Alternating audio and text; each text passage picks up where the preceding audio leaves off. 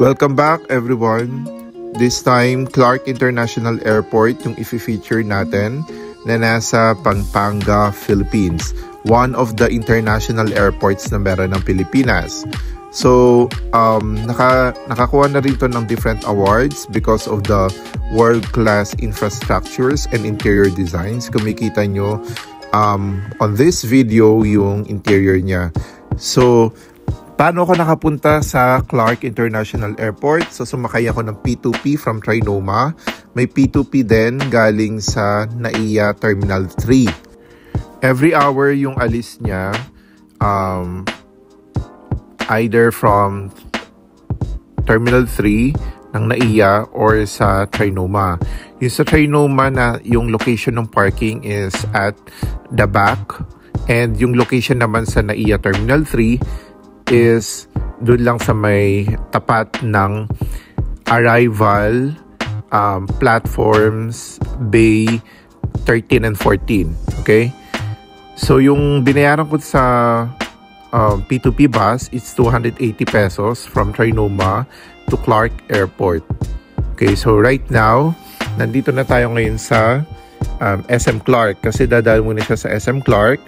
And then last destination, last stop is yung Clark International Airport. So ayan, katapat lang niya yung building na to. Actually yan, sa likod niyan, yung Angeles part na, no? Nandyan yung sikat na walking street na may mga bars, different bars and different hotels din. Ayan, so nandito lang tayo sa may flagpole area ng SM Clark, sa main entrance ng SM Clark. So from here, magpipick up pa rin naman sila dito ng mga passengers going to Clark Airport. So dadaan din dito kapag pabalik naman ng Trinoma or even ng NAIA. So dalawa na lang kaming natira actually dito sa bus. Most of the passengers bumaba na sa SM Clark. So nandito na tayo sa may Freeport Zone. Malayo yung inikutan niya actually. Ayan, nasa Clark Freeport Zone na tayo. Ito yung mga daanan ng mga vehicles natin, no? Sa gilid ng runways. So, pwede dito yung mga private vehicles, taxi, and also yung ito, P2P bus. So, yan, nakikita na natin ang airport. Sorry, medyo madumi yung salamin ng bus. Ayan. So, I think mga 8 na or past 8 or baka nga 9 na by this time. So makikita nyo naman, no, P2P, meron siya from Trinoma to Clark via SM Clark, and then vice versa. Then meron din siya pa Baguio, no? Clark Airport to Baguio and then Baguio to Clark. Ayan yung mga schedules niya. Okay? Operated by Genesis and Joybus. So, yan yung schedule niya. Kung gusto yung screenshot. Ayan, NAIA 1, 2, 3. Meron din yan. And then sa Trinoma. Then, kapag meron din kasing domestic flights dito. So, sa Terminal 2, yung flight ko. Actually, medyo nalito pa nga ako kasi parang bakit walang mga pasahero, no?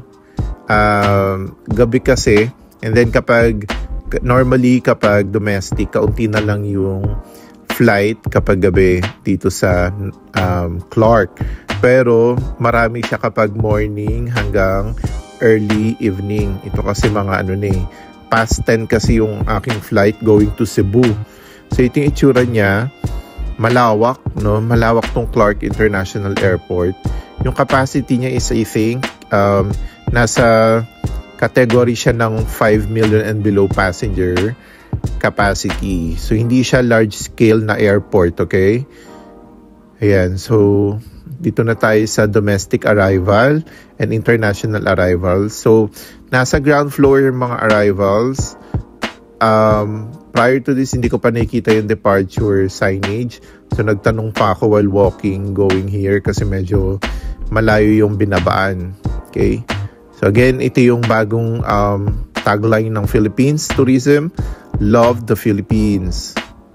Ayan. So nasa second floor yung departure area. Same sa NAIA Terminal 3. Nasa second or third floor yung departure. And then nasa ground yung arrival. So CRK yung code for Clark International Airport. Yan siya. Pwede ka rin magpababa naman dito, pero yung bus kasi doon talaga siya sa medyo harap magbababa, nagta-terminal. So medyo lakad lang ng konti. So ito na, papasok na tayo, di ba? Ang ganda. Yan. So this is being managed by Lipad, that is Luzon International Premium Airport Development Corporation. Consortium siya ng JG Summit Corporation yan dito sa one of our top corporation dito sa Philippines. PAGS, Philinvest, and also Changi Airport yung nagmamanage sa Singapore International Airport. So ito yung interior na ng departure area. Yan yung area ng mga counter sa mga check-ins, no? Madami yan. I think 6 aisles yan or 8. Yan. So, ang ganda, no? Magandang pag-picture yan for Instagram. Yan, aesthetic. Yan. So, kaunti lang kasi nga, ano na to, I think it's 9 na. So, kaunti na lang yung natitirang passengers. Yan. So, may Scoot. Yan. So, sa domestic, dun tayo sa domestic. I think yung Scoot is international. So, wala pa rin ibang stores dito. Parang under development pa din yung mga interior ng mga ibang kainan or restaurant. Kaya yan medyo may harang pa, no? Pero doon sa bandang loob pa, meron ng ibang mga nakaset up doon ng mga restaurants. Baka close lang yung iba kasi nga kaunti lang yung mga flights towards the midnight na. Okay? So yan, may Mary Grace. May pasalubong area. Yan. Signages are everywhere naman. Yan. So hanapin ko pa yung gate ko kung nasaan siya. So may Coffee Bean. So I took coffee muna doon sa Coffee Bean kanina. Then ayan, wala na talagang masyadong passengers. Ang ganda din ng mga upuan, no? Ayan. And as you can see, may mga plugs, outlets dito. So if you want to charge, ayan, may mga couch. Diba? So malinis. Maganda yung interior niya and seems very organized. Siguro kasi wala rin masyadong mga tao this time. Ayan. So yung gate ko is nasa dulo, tas bababa pa. Ayan. So nakita ko na yun kanina bago ako bumalik sa CBTL Coffee Bean to have the coffee. Ayan. So may art din dito. May art display. Ayan. Siya. Ayan. Ayan.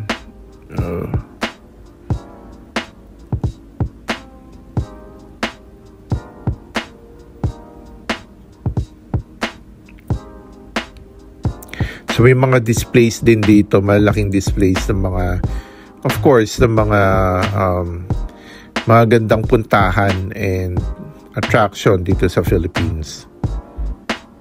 Yan, fully carpeted.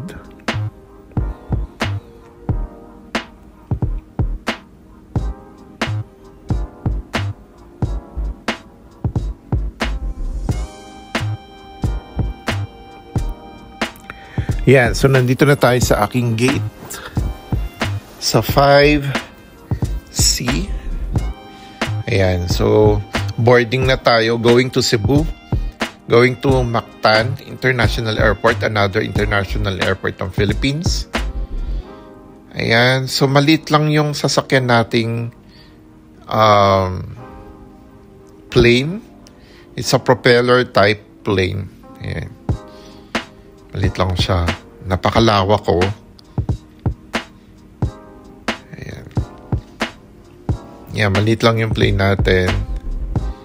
Yan, ito yung likod ng airport. Ayan, nakarating na po tayo sa Cebu.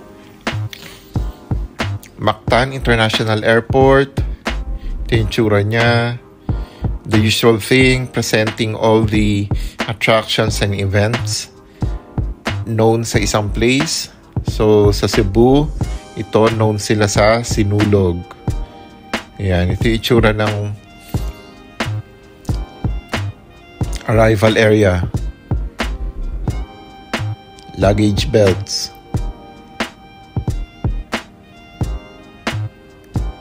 Ayan, so nandito na tayo. Nakalabas na tayo. Ito yung itsura niya. Medyo maayos na rin dito sa Cebu International Airport. Renovated na rin kasi ito. Ayan, so that's Cebu Mactan International Airport. Yan. So, I think that's it, guys. Nakarating naman tayo ng safe dito sa Cebu. So, till our next video, continue watching my videos. Sama kayo sa travel ko. Then, subscribe to this channel and like this video. Thank you, everyone. Bye-bye.